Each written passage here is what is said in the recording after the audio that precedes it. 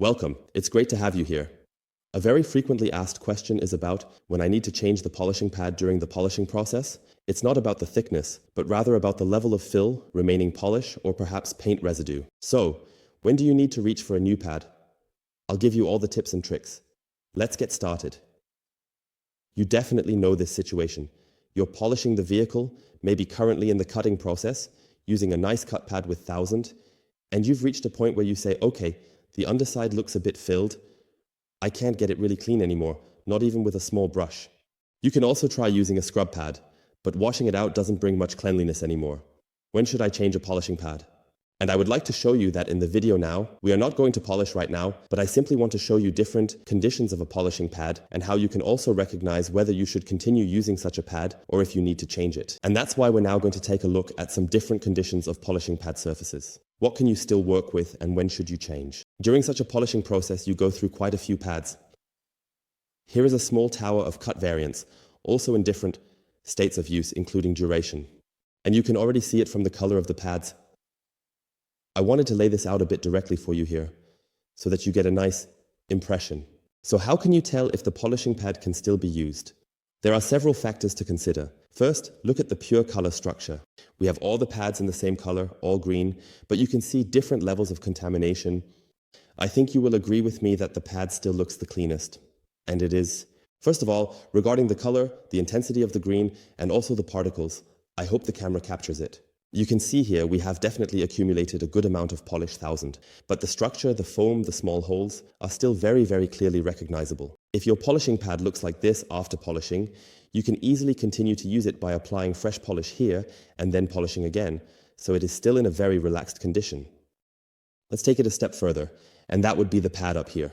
You can already see that the level of contamination is increasing. If your pad looks like this after your polishing process, you can start brushing it off or wiping it down with a microfiber cloth, 1000, or at least using the scrub pad to remove the coarse residues. So we can also arrange it a bit in order. Here we have our pad, where you can definitely add more polish. You also don't need to clean anything yet. Here, you should definitely start by cleaning it down with the scrub pad at least, and then we will slowly reach conditions where it continues to fill up. And that's why I have set up various, let's say, contamination states for you here in the last few weeks. I think you might agree with me here that in terms of contamination, it is still relatively green in color, but it is increasingly filling up with polish residue. And now we come to the first important point that you also need to remember. You can still see all the structural openings of the foam. Here, it is slowly becoming the case in many areas that it is clogged and crusted over. If your pad looks like this after polishing, you definitely need to clean it. Here, I recommend a scrub pad. Here you can add more polish. And it is recommended to clean it. It is definitely advisable to clean everything with a brush or compressed air to maintain the polishing performance, as it tends to get clogged over time. If you continue working with it and perhaps add a bit more polish, you will eventually reach a state where the polish starts to dry out significantly and forms a really smooth surface. You can see here that it really sticks to the surface. You still have a few remaining openings here. However, it is starting to get sticky. Here we already have some properly stuck areas, and the foam is almost smoothed out, as if it has been smeared with gel or glue. You can simply imagine it like that. And if you have such an image, and that's why I'm showing you the different gradations, if you have such an image here, then you should definitely replace the polishing pad at least, and try to clean it again. But here, I would definitely keep an eye out for a new polishing pad in such a condition, so don't buy anything right now, just have a second pad on hand. That's why I always recommend having a spare polishing pad on hand during longer polishing actions. Now we are at the condition where the pad surface is already quite crusted. It is also starting to dust a bit with some polish. This means that it is really heavily contaminated inside the pad. You can also see here that if the pad starts to dust, you should definitely blow it out, clean it, or switch to a new polishing pad. Yes, this is what a polishing pad looks like when it is really caked on. So this is the condition at the last maximum level. Here you have the surface. Again, here is the comparison. And it's a clear point.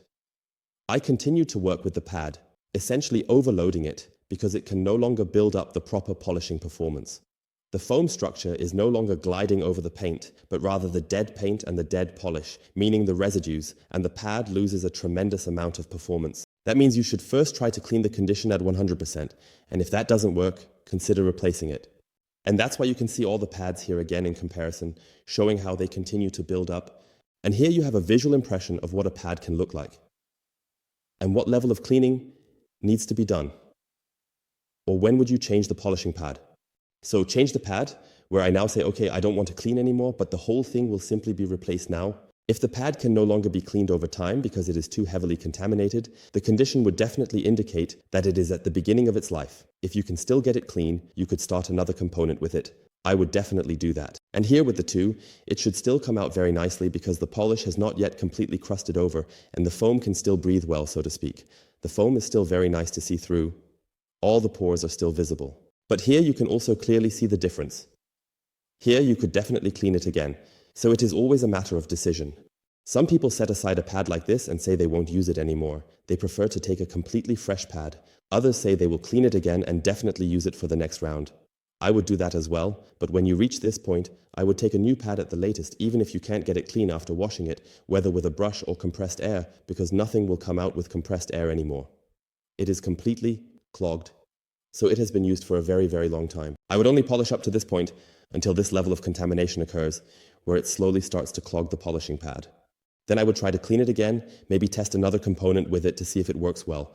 If nothing is still dusty and the cut is still good, we will eventually reach a point where I would definitely replace the polishing pad.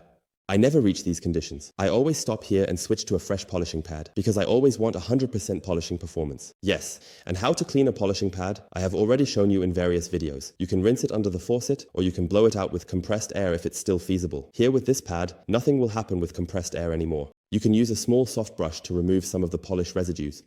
But eventually, there comes a point where it just doesn't work anymore. And then you replace the polishing pad. There are no exact guidelines or strict rules for this. You just have to find your own flow. When do you replace it? That also depends a lot on the polishes.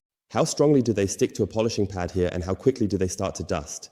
A polish that is very solvent-based and starts to dust quickly will quickly clog up such a pad. Of course, what type of paint do you have and how much paint removal are you doing? The small abraded particles will also contribute to clogging the polishing pad more quickly. And that's why if you notice that the surface is becoming very, very smooth, like with this polishing pad, then definitely try to clean it using the appropriate methods, and then you can definitely test it again on a component to see if it still delivers the cut. Because usually with cut pads, the problem is that they clog up so quickly. It's logical as they wear down the most. And then you can decide, should I try it again or should I take a new polishing pad and switch to the next one, to the second, and then back to the third? If you have any questions, comment in the comments below. For more tips, please write them in the comments below. When do I need to apply new polish? How can I tell if I still have enough polish in the pad? We might take a look at that in the next few days. Until then, have fun polishing. If you have any questions, feel free to reach out at any time, whether you are looking for a polishing set, or if you want me to put something together for you, or if we want to put something together, including selecting the appropriate polishing machines, what is best suited for you. In terms of size, plate, and price, we will definitely find something nice for you. Until then, you're Sebastian. Get to it and always remember, whenever possible, to polish with the cleanest and freshest polishing pad for the best and fastest results. Bye, guys.